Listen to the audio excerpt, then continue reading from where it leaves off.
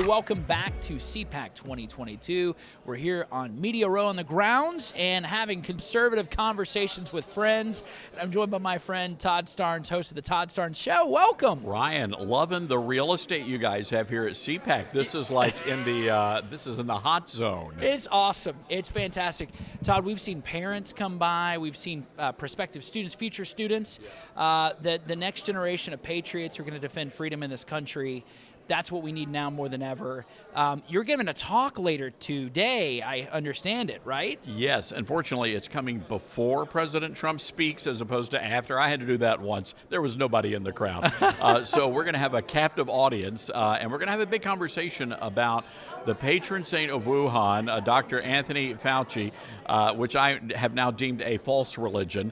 So we're going to have a conversation about him. We're going to be doing a panel discussion as well. Congressman Matt Gaetz and Dr. Sebastian Gorka are going to be a part of that conversation. Yeah, wonderful. When you think about everything that has transpired over the past 18 months, people are finally waking up, Todd, finally recognizing what's been going on.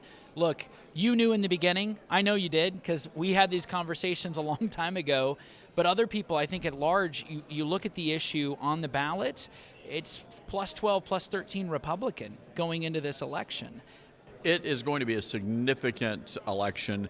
I think we're going to see a red tsunami. That's why so many Democrats, over 30 now, have announced they're retiring. Look, they see the same numbers. President's numbers are underwater and only getting worse. And I suspect that's even going to be horrific when you look at the aftermath of Ukraine and our, this whole botched foreign policy. Now we have, in less than a year and a half, two major failed foreign policy attempts, one in Afghanistan, the other in Ukraine. So I think this is all leading up to a very, very bad and probably historically catastrophically bad year for the Democrats at the ballot box. No, it certainly is. And as things are, we're obviously praying for Ukraine and what's happening there. What are your thoughts as things develop on the ground? What do you think the future looks like for Ukraine and for Russia and even China, who's in the backdrop? Well, I am so incredibly impressed with President Zelensky. The United States wanted him to evacuate the country, and the guy said, forget that, I'm staying put. He says, don't send me a ride, send me ammo. You've got people that are 80 years old, people that are 13 years old that are taking up arms. And one of the things that really stuck out in my mind yesterday as I was watching these people standing up getting an AR-15, which they don't know how to use, but they're going to have to figure it out quickly. The only thing I could think of is this is why we have the Second Amendment, and this is why this country will never be invaded by a foreign power like that, because they know just about the entire country is packing heat.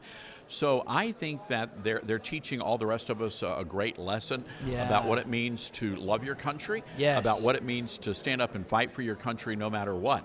But I think it's very interesting because there are a lot of Democrats and a lot of people in the media and a lot of woke evangelicals out there, Ryan. Yes. And they have been condemning us for loving our country.